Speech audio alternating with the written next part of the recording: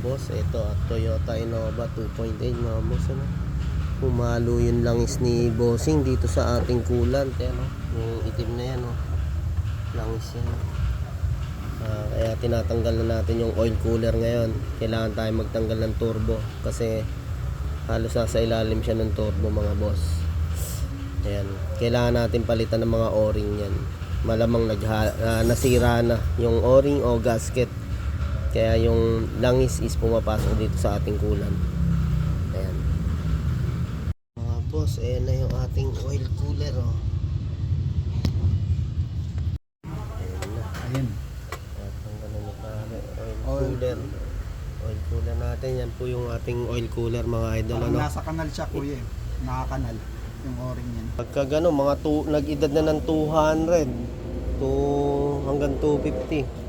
Alam mo, nasa Yun yung talagang kanal eh, no? tapos 5 years na yung Innova ni sir. Ayan. Sa o-ring. Yung sa o-ring kasi yun ang lubog. Yan ba ng ano, dumaan, naplat na ba? Ba't yan? Hindi, baka wala pa rin masyadong umaano sa kanila, nagbibili. Yan mga boss, dyan na dumaan yung ating ano, langis.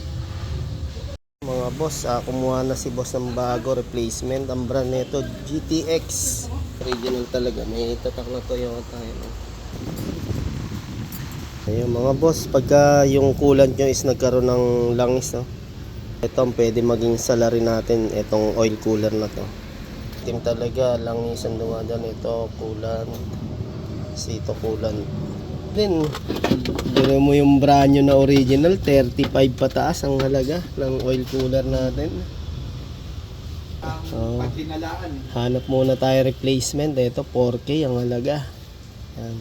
Kung makakuha kayo ng surplus, maganda rin ang idol. Basta kung saan swak ang budget.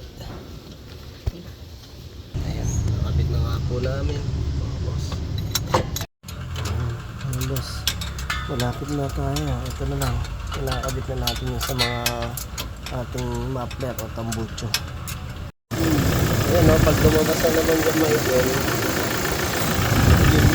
yun na naman. Pero sigurado naman ano yan, 90%. Hindi pa nag 100, ano? 90% dyan, hindi na papasok ang ano dyan, langis.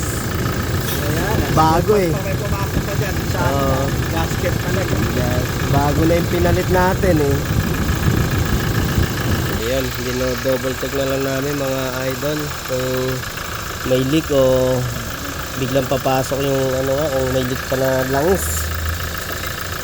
Yung nga sa nakita ni bossing na naglangis yung ating coolant. Konti-konti na eh, nakita ko. Oo. Yung galing sa makinang langis pumasok dun sa ating oil cooler, kaya pumunta rito. Okay lang, wag lang yung coolant ang papasok sa makina, mas mahirap sira ang makina natin pagka hindi napansin. Mga boss, oh, may langis-langis, oh. Yun. Kaya basta pag nag 200k mileage ka na sa mga gantong sasakyan o diesel, kahit ano man, check nyo rin po kung magkakaroon ng langis yung ating coolant o radiator na pwedeng pagmulan yung ating oil cooler. Ayun mga boss, tapos na nga namin tong Toyota Innova, humalo yung oil sa kanyang coolant. Ayun, pinupuno na lang namin yung coolant mga idol. Ayun, thank you, gabi na tayo. Ayun boss, ginabi na kami.